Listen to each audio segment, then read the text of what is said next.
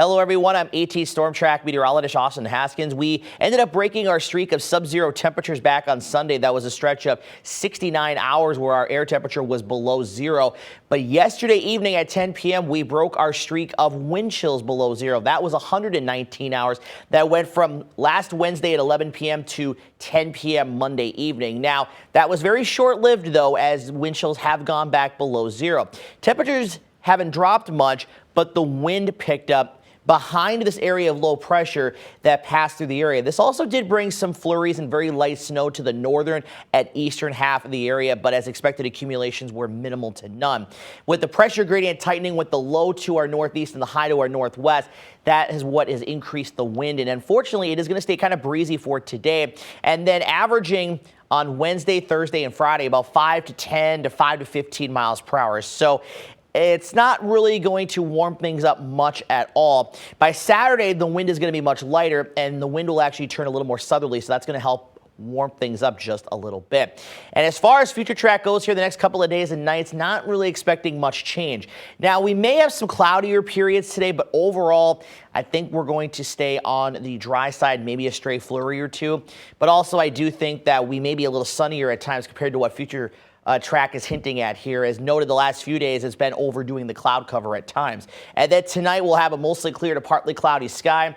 And then as we get into our Wednesday, kind of a similar story, a mix of sun and clouds, again, some sunnier periods and cloudier periods from time to time.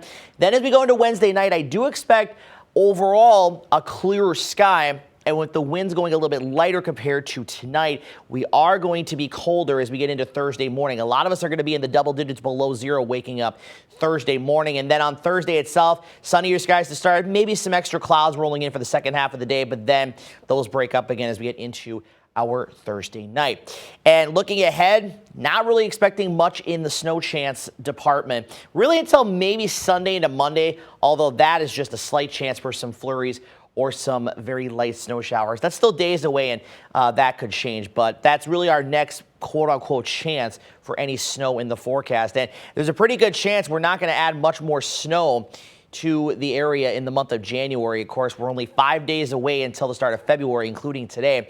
We've had 5.5 inches of snow so far in Eau Claire this month, which is about half of where we should be at, but we are still just under 6 inches above for the winter season so far. Though the deficit is going to grow here in the coming days, and this number is going to start going down because of the no snow chances in the forecast. Or if it does snow, it's going to be flurries, nothing really too measurable, that is. Highs today, single digits and lower teens across the area. Again, our average high is 24, so we're not going to be anywhere close to that. Lows tonight, mostly single digits below, but areas north and east could get down into the double digits below. Highs tomorrow, very similar to today, single digits with a few lower teens to the south. And same thing on Thursday as highs get back into the single digits and low teens once again. Wind chills the next couple of days. During the daytime hours, about 5 to 15 below, and at night, anywhere from 10 to 20, maybe a few isolated spots seeing the wind chill down to 25 below.